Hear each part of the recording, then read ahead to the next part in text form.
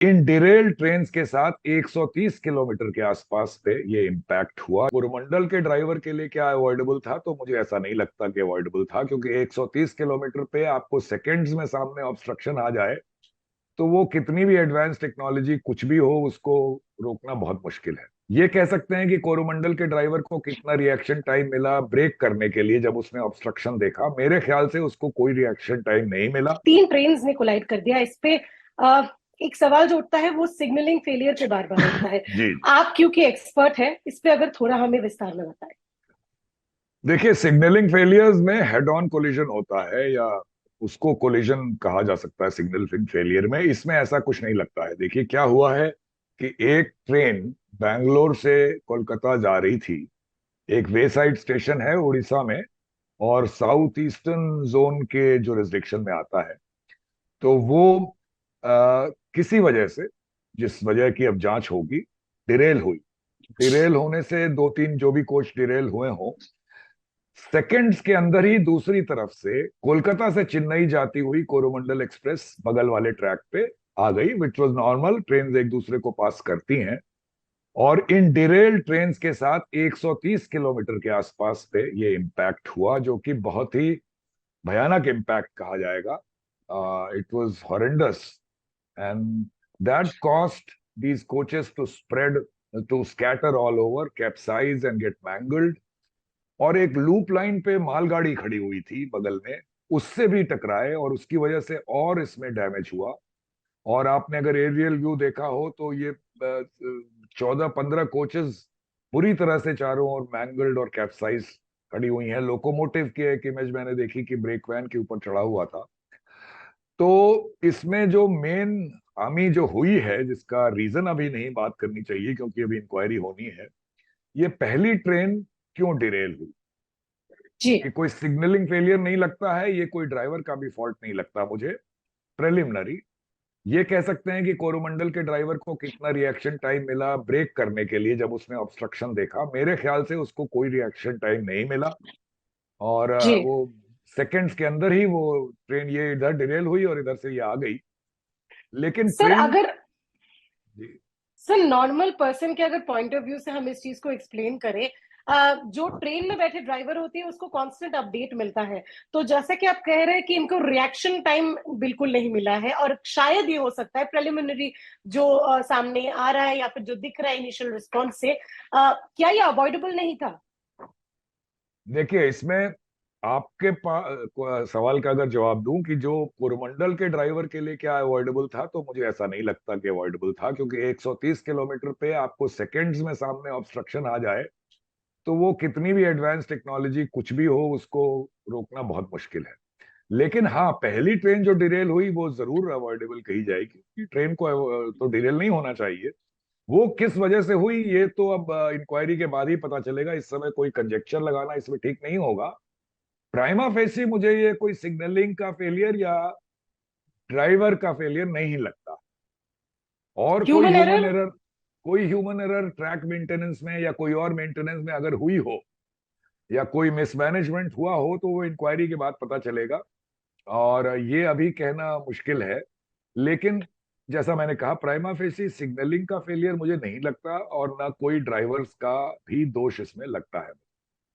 Sir क्योंकि एक एक सैबोटेज की क्या हम आशंका दूर हटा सकते हैं? क्या पॉसिबिलिटी है कि this is also a possible sabotage? भाई देखिए, अगर किसी ट्रैक में सेबोटाज करके उसकी फिटिंग्स लूज कर दी जाए, या तो हम जरूर एक्सीडेंट हो सकता है। और जी। ये तो एक कंजेक्चर वाली बात हुई कि इसमें सेबोटाज का कोई लेकिन सर एक एक्सपर्ट के तौर पे, अगर आपको पहले जो विजुअल्स जितने भी आ रहे हैं उस पे आपको क्या लग रहा है? क्योंकि नहीं। आप बोल रहे हैं सिग्नलिंग फेलियर तो नहीं लग रहा है आपको, ये कह रहे हो आप? नहीं, तो इसमें कोई भी इन विजुअल्स को देख के ये नहीं बता सकता कि सेबोटाज है या नहीं। जी। सेबोटाज अगर है तो एक्सीडेंट इस टाइप का हो सकता है, ये एक अलग बात है। लेकिन ट्रैक डिफेक्ट से भी हो सकता है, और भी कुछ डिफेक्ट्स हैं जिनकी वजह से हो सकता है। तो उस पे गेस वर्क करना अभी ठीक नहीं होगा। मैं इतना कह रहा हूं कि कल्प्रिट इसमें ये लग रही है पहली ट्रेन जो डिरेल हुई, किस वजह से हुई भाई। कोच में भी डिफेक्ट हो सकती है, ट्रैक में भी हो सकता है, बहुत कुछ हो सकता है। वो एक इन्वेस्टिगेशन का, इंक्वायरी का मामला रहेगा। और हाँ, सेबोटाज अगर हुआ है तो ऐसा एक्सीडेंट हो सकता है उसमें। लेकिन मेरा मेरा इस बारे में और कुछ कहना ठीक नहीं हो। सर, क्योंकि आपको father of the Vande Bharat express कहा जाता है, और वंदे भारत एक्सप्रेस में सबसे अनोखी जो एक टेक्नोलॉजी यूज की गई है विच इज द कवच सिस्टम। जी। बार बार इस एक्सीडेंट के बाद सर कवच सिस्टम की बात किया जा रहा है कि क्यों कवच सिस्टम को एग्जिस्टिंग ट्रेन्स में पहले डिप्लॉय नहीं किया जा रहा है वंदे भारत फ्लैग ऑफ करने से पहले। क्या ये एक रीजन है? क्या कवच इंस्टॉल होती तो ये दुर्घटना हम अवॉइड कर सकते थे? नहीं, प्राइमा फेसी मुझे नहीं लगता। देखिए, कवच होता है, प्रिवेंट्स यू। अगर ड्राइवर कोई सिग्नल ओवरशूट कर ले तो कवच उसको टेक ओवर करके ट्रेन को ब्रेक लगा देगा, ओके। ओवरशूट करने ही नहीं देगा, ये मानिए। और या कोई हेड ऑन कोलिजन होने की चांस हो रही है तो उसको भी कवच देखेगा, साइड कोलिजन होने वाला है उसको भी कवच एंटिसिपेट करके ट्रेन को रोकेगा। लेकिन यहाँ पे ऐसा कुछ नहीं लगता। यहाँ पे ये ट्रेन सीधी लाइन पे चलती हुई डिरेल हुई है। और जहां तक मैं समझता हूं, अभी सैटेलाइट इमेजिंग हो या कोई भी तरीके से जी। इस तरह का एक्सीडेंट रोक पाना अभी शायद टेक्नोलॉजी से, मैं जैसा लगता है मुझे कि अभी संभव नहीं है। और रूट कॉज है ट्रेन का डिरेल होना। ट्रेन डिरेल नहीं होनी चाहिए। ट्रेन क्यों डिरेल हुई ये पता लगाना जरूरी है। पर जब ट्रेन एक बार डिरेल हुई तो दूसरी तरफ से 130 किलोमीटर पे आती हुई ट्रेन के पास कोई रास्ता नहीं है कि वो अपने को बचा सके, अगर वो सेकंड्स में ही वहां पे आ रही है। अगर कुछ मिनटों का भी गैप होता तो ये आप कह सकते जी। थे कि ड्राइवर रिएक्ट करके ट्रेन को रोक सकता था। तो आप कह रहे हो कि ट्रेन कहीं ना कहीं Kavach system is not the solution that could not have stop this? Kavach is a great solution for railway safety in India. It's an indigenous product. और वो बाहर के ईटीसीएस लेवल 2 कहते हैं, उससे 1/4 प्राइस में इम्प्लीमेंट होना है। और तेजी से होना चाहिए, जितनी तेजी से हो रहा है उतनी तेजी से नहीं, और तेजी से। लेकिन इस एक्सीडेंट में कवच होने से ये एक्सीडेंट बचता, ये नहीं बना।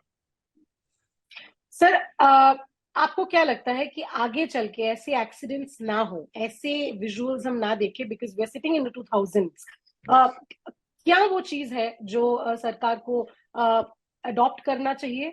कौन सी ऐसी मैकेनिज्म है जिसमें पॉसिबल लूप होल्स आप अभी भी देखते हो? Because you are an expert in this sir, so if you could share your views.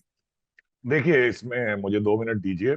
एक जो रेलवे जी। का सेफ्टी रिकॉर्ड है, आप अगर आंकड़ों में जाइए, जेन्युइन आंकड़ों, तो ये इम्प्रूव हुआ है over the year. Number of accidents have come down, इसमें कोई शक नहीं है।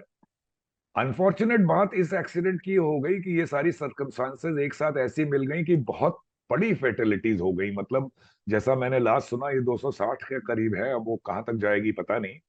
तो ये एक एक्सीडेंट ने एक बड़े अच्छे रिकॉर्ड को खराब कर दिया, ये आप कह सकते हैं। ये अनफॉर्चुनेट पार्ट है इसका। अब जहां तक आपके सवाल का जवाब कि क्या करना चाहिए, देखिए, लेवल क्रॉसिंग्स रिमूवल पे रेलवे ने बहुत अच्छा काम किया है। अब लेवल अनमैन्ड लेवल क्रॉसिंग्स नहीं के बराबर है। वो या तो मैंड हो गई हैं या ग्रेड सेपरेशन हो गया है रोड और ट्रैक का। ट्रैक में भी पहले से बहुत ज्यादा ये, in spite of saturation of the sections, track maintenance पे भी उनको ब्लॉक दे के मेंटेन करने का काम अब पहले से कहीं अच्छा होता है।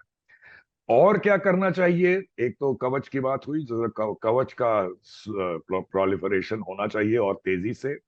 और मुझे लगता है, ये मेरा विचार है, कि ट्रैक मेंटेनेंस पे और इन्वेस्टमेंट होना चाहिए। क्योंकि कोचेस की सेफ्टी मेरे हिसाब से काफी अच्छी हो चुकी है। क्रैश वर्दीनेस कोचेस में इंप्रूव करनी चाहिए, और ट्रैक मेंटेनेंस पे और इन्वेस्टमेंट होना चाहिए। क्योंकि ट्रैक जो है वो अच्छी फटल में रहे, that itself has reduce so many accidents. और अच्छा होगा तो और एक्सीडेंट्स कम होंगे।